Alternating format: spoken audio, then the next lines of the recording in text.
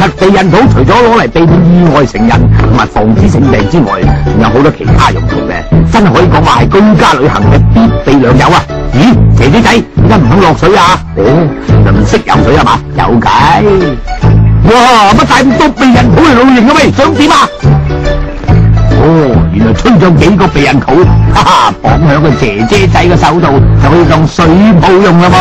咁就算唔識游水，一樣可以碧波暢泳啦。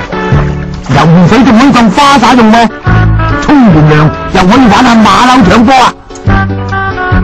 哦，唔夠火要加炭啊，梗係隔住個避孕套嚟拿啦，隻手乾淨好多噶嘛。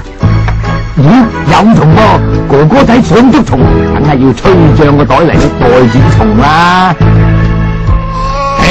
奶嘴唔掂啊？點算呢？